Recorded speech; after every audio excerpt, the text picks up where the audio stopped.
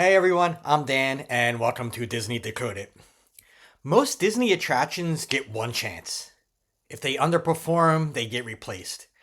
Journey into Imagination with Figment is one of the only attractions in Disney history that was closed, redesigned, universally hated, closed again, redesigned a second time, and is still running today.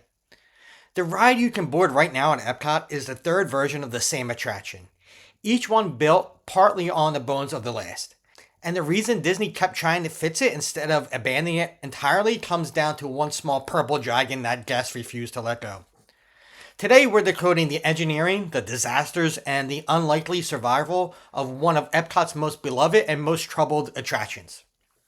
Journey into Imagination almost didn't exist at all. When Epcot Center was being designed in the late 1970s, Kodak signed on as a pavilion sponsor without anyone knowing what the pavilion would actually be. The Imagination Pavilion was one of the last to be defined and one of the last to begin construction. Imagineering creator-director Tony Baxter led the project. He pulled two characters from a canceled Disneyland concept called Discovery Bay, a bearded professor who collected dreams, and a small dragon who was literally a figment of the professor's imagination. The professor became Dreamfinder. The dragon became Figment. Tony Baxter has said the name came from watching a rerun of Magnum P.I. and hearing the word used in conversation. And don't tell me it's a figment of my imagination. Figments don't eat rare tropical flowers. The attraction that opened on March 5th, 1983 was genuinely unlike anything Disney had built before. The Omnimover vehicles floated through 10 distinct show scenes covering art, literature, science, and performing arts. And the opening sequence used a piece of engineering that caused so many complications it delayed the attraction's opening by several months. The original ride began on a 75-foot diameter rotating turntable, a mechanical theater in the round where your vehicle locked into one of 5 identical scenes showing Dreamfinder's flying machines hovering in the clouds. You sat stationary while the scene played around you for 3 minutes, then unlocked and continued into the rest of the ride. It was technically ambitious, mechanically complex, and deeply beloved by guests, and it ran for 15 years.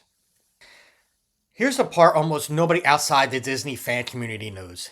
In 1998, Disney shut down the original Journey into Imagination. The official reason was a scheduled pavilion update tied to Kodak's sponsorship contract renewal. But the real story, according to multiple Imagineering sources, was the turntable. The original turntable mechanism has been causing ongoing mechanical complications since 1983. 15 years of maintenance, repairs, and workarounds had made it into the most operational, complex, and expensive element of the attraction to run. When the 1999 redesign was approved, the turntable was removed entirely. But the designers didn't just remove a mechanism. They removed the entire opening sequence where Figment was created. They removed the Dreamfinder character completely. They shortened the ride to 7 minutes. They discarded over half the original ride vehicles. According to fan accounts, some were found in dumpsters. And they replaced Tony Baxter's warm-hearted story about imagination with a sterile tour of Fictional Research Institute hosted by Eric Idle as a scientist named Nigel Channing. The guest response was immediate and overwhelming. A fan group called Friends of Figment organized one of the first major online campaigns against the Disney Parks decision. Petitions circulated. Attendance at the pavilion dropped noticeably. 2 years after reopening, Disney shut it down again. One mechanical complication cascaded into the worst guest relations crisis the Imagination Pavilion has ever seen. And the 99 version is now considered one of the lowest points in Epcot history. The third version opened on June 2nd, 2002, and is the one you can ride today.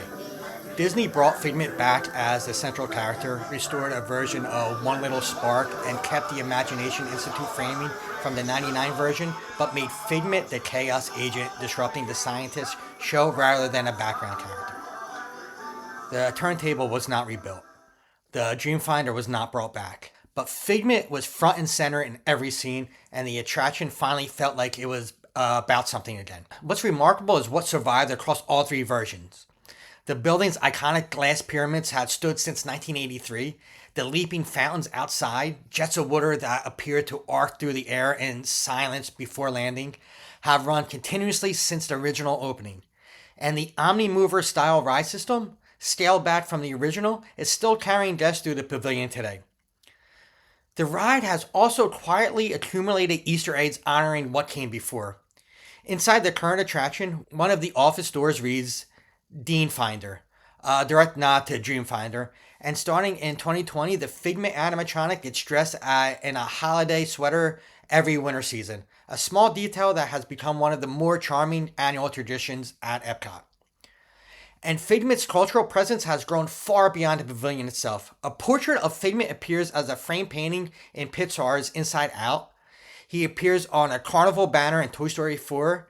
Figment popcorn buckets have generated hour-long lines at Epcot festivals. And he is one of the few theme park original characters created by Imagineers with no film behind him, who has outlasted the attraction that created him. And here's where it gets a little interesting.